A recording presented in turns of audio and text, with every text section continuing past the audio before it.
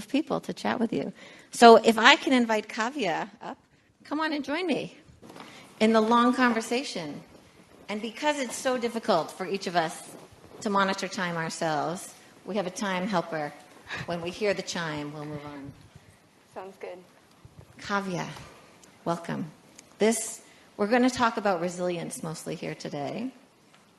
And I don't know, for those of you who have the playbill, the sort of small brochure, you'll be able to see everybody's very condensed bios in that, in case you're wondering.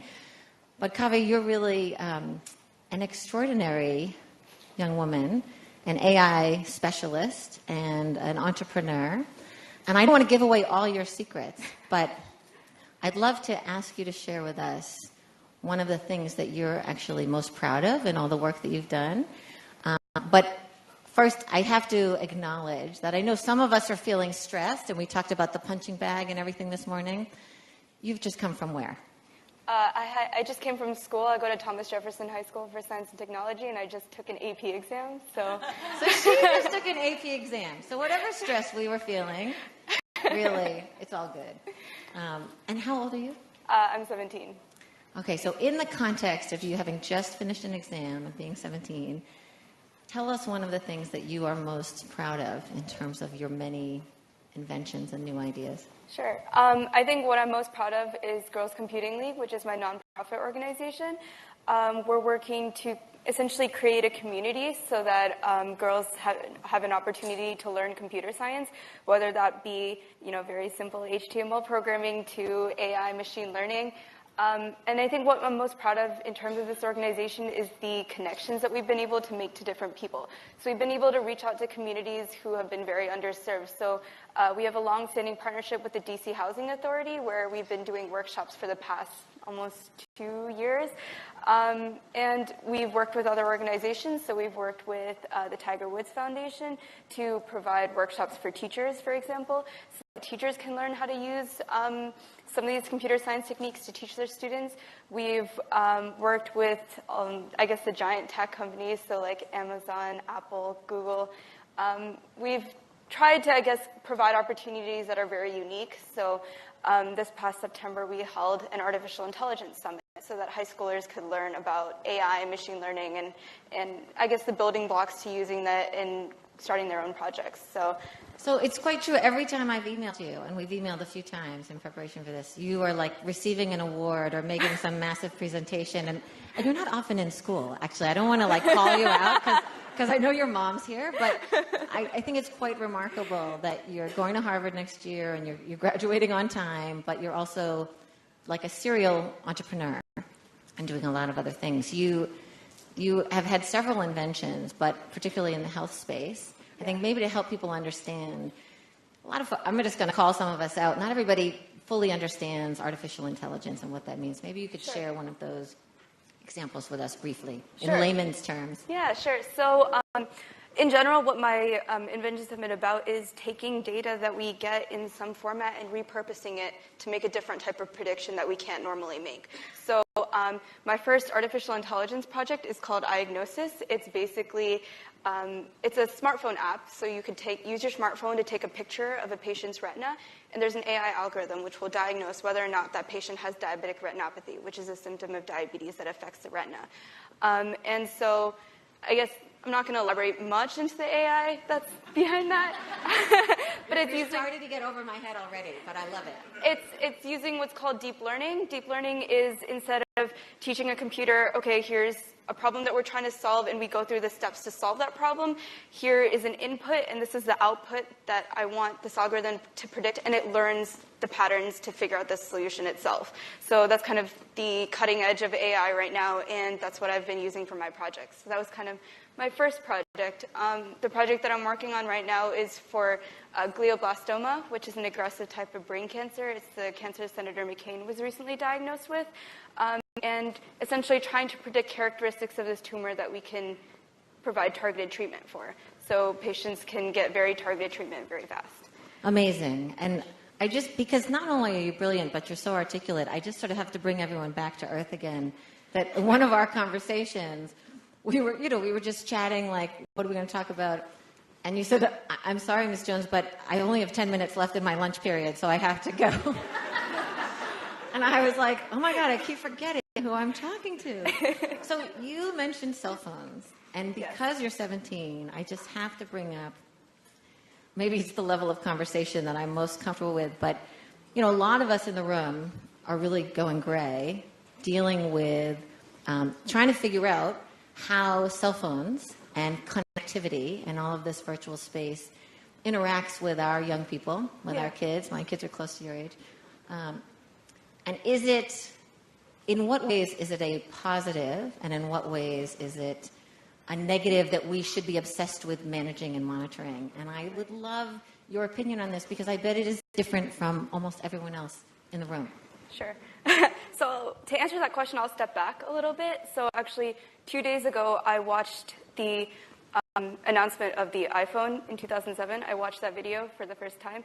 And and if you think about it, it was very revolutionary in terms of we could carry the internet, a way to communicate with people, in our pocket. And like, because we take it so much for granted, we don't realize what type of a huge innovation it was.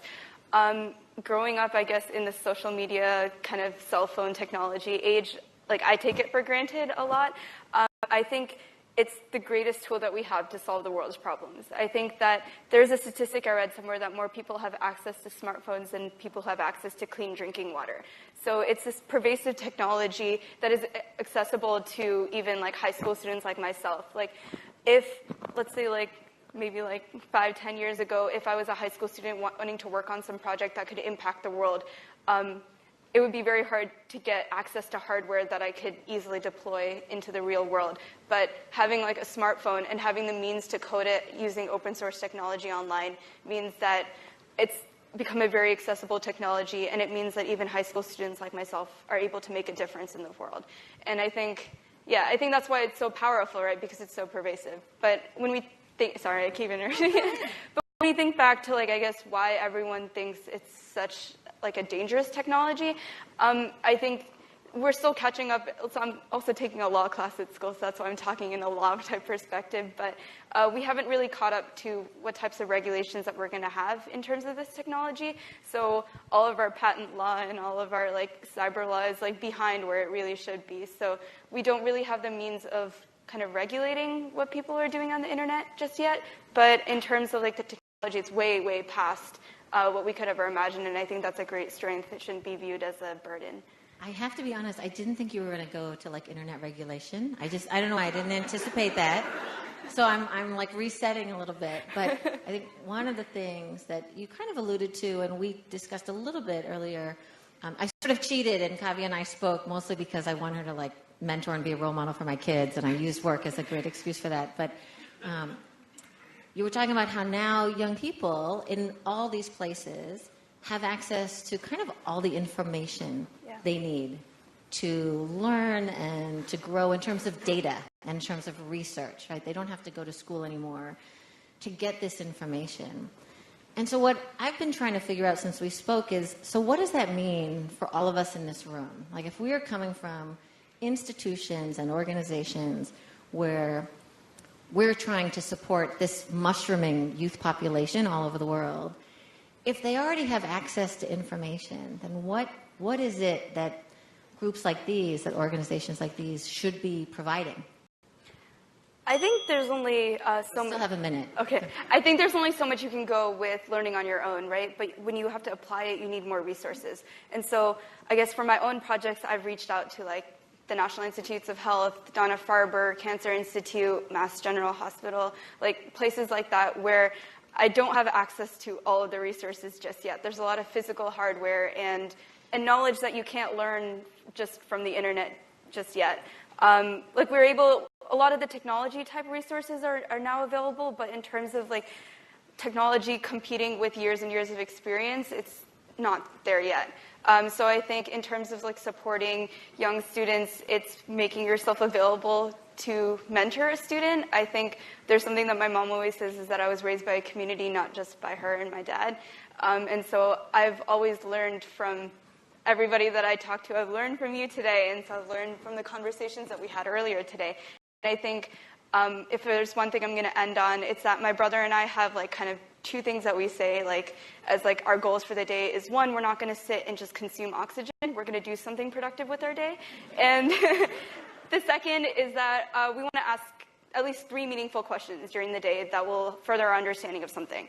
So whether that be understanding something we don't already know or digging deeper into something we do know, it's just making sure that every day we use to like further our understanding. So whether that be from the internet or from people that we get the wonderful opportunity to talk to. So thank you so much. We're going to wrap up, but I just want to give you a chance. It's graduation week. Do you want to just give a shout out? Is there anything you want to say to your mom since we're talking about resilience and it's graduation week? Hi, Mama. I'm just going to miss her a lot. I think that I think we take our parents for granted a lot. And my mom always like takes me to all these places, and she was like my first role model, and she'll always be my role model. So I'm going to start crying.